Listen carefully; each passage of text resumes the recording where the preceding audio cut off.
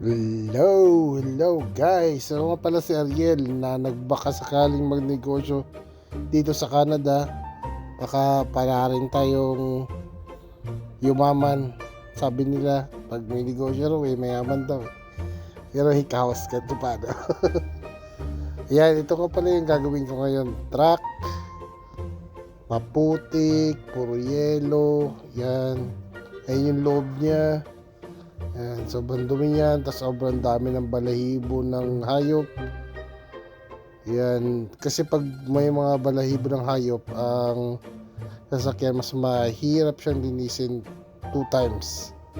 Kasi yung mga balahibo kasi hindi siya kakayanin ng vacuum lang.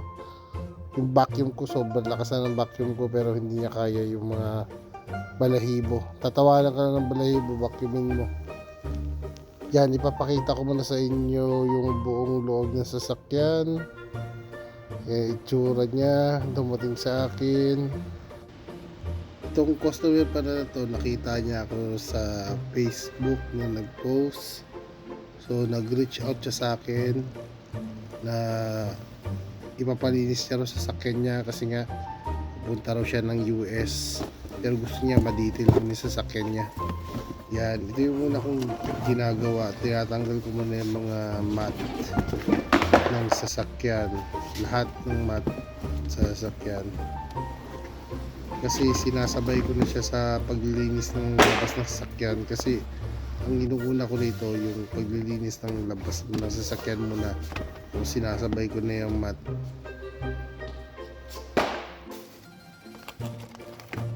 Ayan, tinatanggal ko na muna yung mga importanteng mga bagay sa sasakyan para wala siyang sagabal mamaya pag nilinis ko yan. Kasi pati yan, nilinis ko yung loob yan.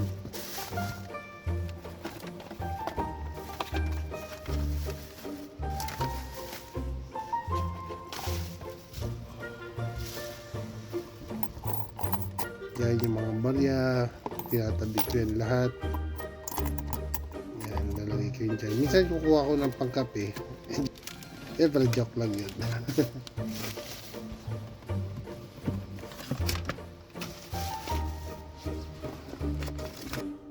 Yan, stretching muna ako para iwas sakit ng katawan. Pagkatapos, kasi matinding yukuan yan.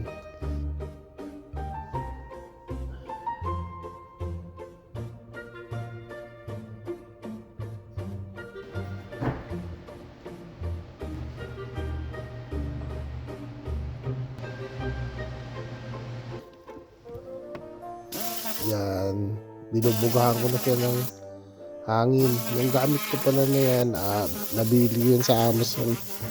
$90 isa niyan. So dalawa ang binili ko niyan para merong extra na isa.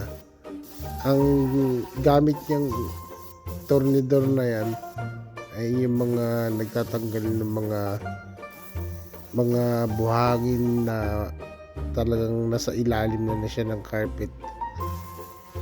Binubugahan ko yan siya kasi para madali siyang i-vacuum mamaya, kaya kailangan ko siyang i-bugahan siya ng hangin. Hindi lahat kayang tanggalin yan, lahat ng balahibo.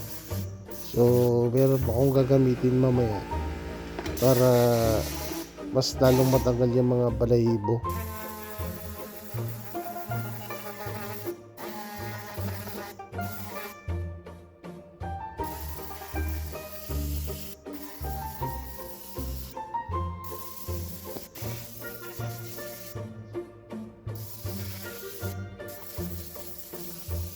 And liparan lahat ng mga dumi, yung mga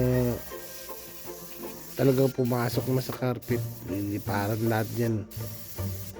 Ay yung tulong yung ano na yan, yung tools na yan, $90 yan, ibang isa na bili ko sa Amazon. Ayan, nag-cellphone muna ako, tumingin ako ng mga nag-inquire, ayan yung mga nagpapabook. Minsan naabot ako ng 1 oras dyan, 2 oras para lang gawin yan kasi wala naman ako assistant para gumawa yan, ako lang gagawa yan lahat.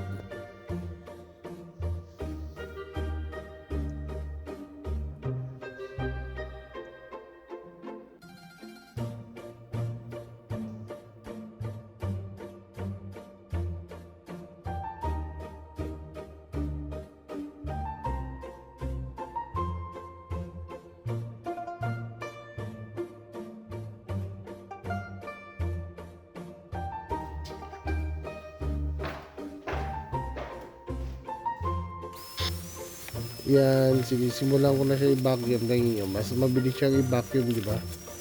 Kasi nabugahan ko na siya ng hangin.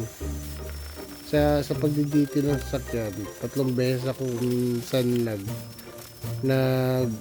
vacuum o kaya 4 na beses kung kailangan talaga. Kasi gusto ko as in yung mga matitira lang na dumi, sa atin 5% lang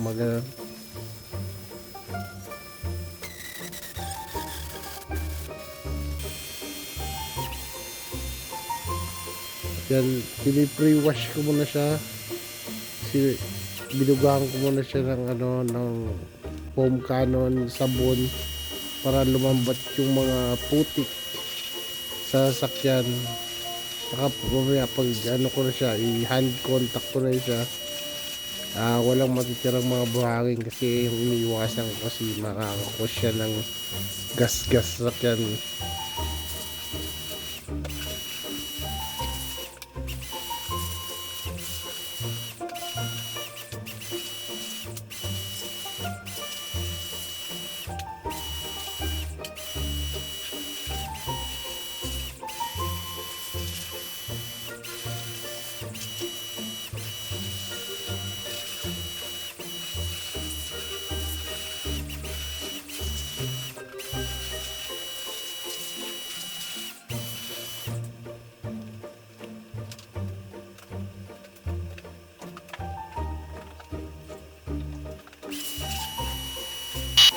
Yan, nilinis ko rin yung likod ng sasakyan.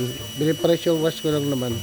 Kasi it doesn't make sense kasi pag sinabunan ko siya, linisan ko siya maigi. Tapos dudumihan lang, lalo na yan. Yung sasakyan na yan, dadalhin niya ng US yan. Kasi yung may-ari kasi yan, business owner. So, kung saan siya na nakakarating, laging long drive yung biyahe niya.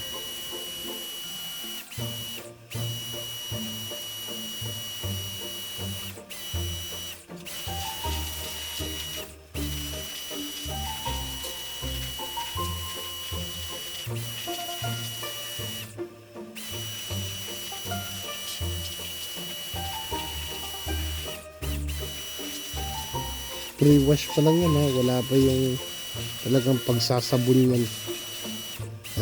Talagang matagal siya mag dito ng sakyan, hindi katulad siya na ika-carwash ko lang siya.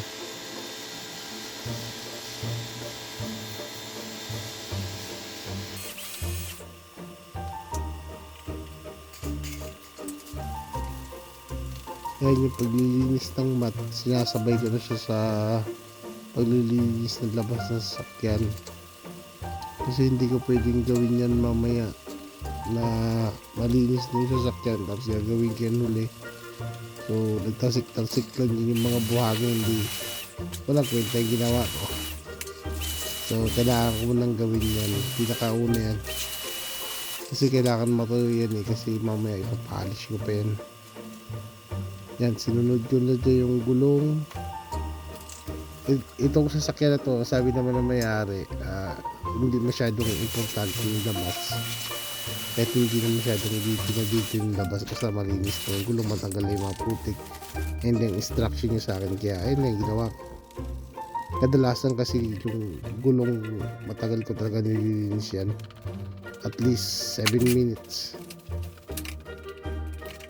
Ayan, nagsabon na ako dyan, hand contact ng ginawa ko dyan.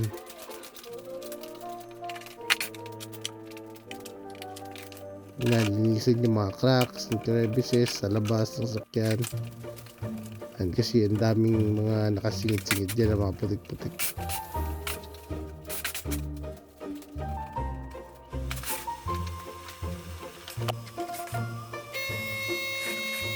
Ayan, nakita niyo yung ring na nasa taas. May plano kasi ako dyan sa summer.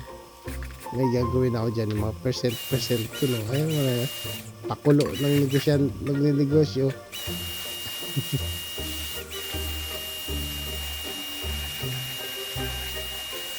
Yan, binabandawan ko na siya dyan. Actually, 2 beses kong binanlawan yan na hindi ko na ano yung pag-apply ng wax kasi kada Kada linis ko na sakyan, ina-apply ko siyang wax para mas madali siyang patuyuin. At pinupunas na.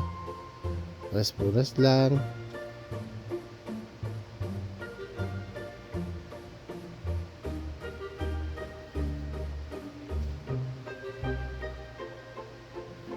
Sa susunod, bibili na ako ng water filter. Para kahit hindi ko na siya punasan, ano ko na siya, air dry na lang. Hindi pa ako nakakabili ng water filter. Pinipili ko pa kung ano yung magandang brand. Yung water filter, yung tulong niya, hindi siya magkukos ng mga watermarks sa sasakyan kasi sinasala niya yung tubig.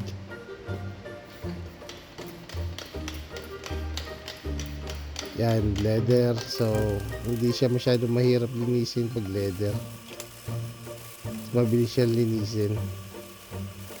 Kailangan lang maingat ka sa leather, lalo na sa pag ginamitan mo siya ng steam. O yan, ginamit ko muna yung toothbrush ng asawa ko. Iniram ko muna para may magamit ako dito. Dati meron akong mga ginagamit na brush, binili ko sa online na pagkamahal-mahal. Pero ang bilis matunaw kaya sabi ko, ako walang kwenta to. So ayan, gumamit na lang ako siya normal na toothbrush. Kasi mas matagal ko siya na mapakinabangan kasi sa binibili ko dati sa Amazon na, sa dating manipis, mas matigas yung yung mga parang buhok toothbrush, pero walang silbi, madaling matunaw. Pag sinasabayan ko ng steam, kaya di na ako bumili na ako ng toothbrush na talaga para marami. Yan yung bawat singit niya, nililinis ko yan para makakawala yung sa akin. Pero man yan makaligtaan ko, sabi natin 2% lang, pero sabihin mo na yan, dumating pala dyan yung kapitbahay ko dyan sa tapat. Siya yung nagmamanage ng buong area namin, nag-snowplow. Yan, siya yung nagbabantay. Nagpalinis siya sa akin na sasakyan. Kumbaga sinauli niya lang sa akin yung fan na hiniram niya sa akin kasi nga pinatuyo yung carpet ng sasakyan niya. Nilagay niya sa garahe niya para patuyuin.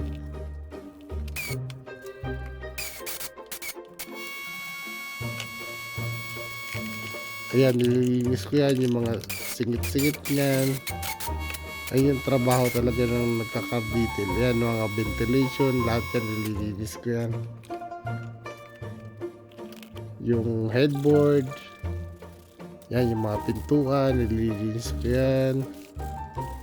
Yung ito, hindi masyadong malala itong sasakyan na ito, kaya hindi ako masyadong nahirapan sa mga plastic. Wala masyadong libag-libag. Most of the time, meron mga libag-libag. Yung kailangan ko siyang gamitan na ng steam. Pero itong isang to, hindi ko siya kailangan gamitan ng steam.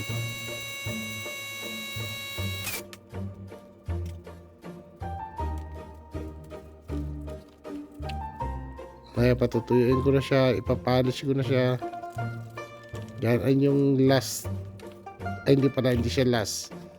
Bago mag-last, ay ginagawa ko, pinapolish ko muna siya.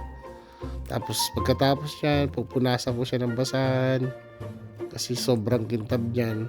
Kailangan ko siyang punasan ng basahan para hindi masilaw yung nagdadrive. Ayun yung upuan niya, leather, kaya ina-applyan ko siya ng leather conditioner para ma-preserve yung leather niya, hindi siya agad mapupunit. Ito na nga pala yung resulta ng ginawa ko kanina. Ayan, yung trabaho na yan, inabot siya ng 7 oras. Enjoy and subscribe, guys.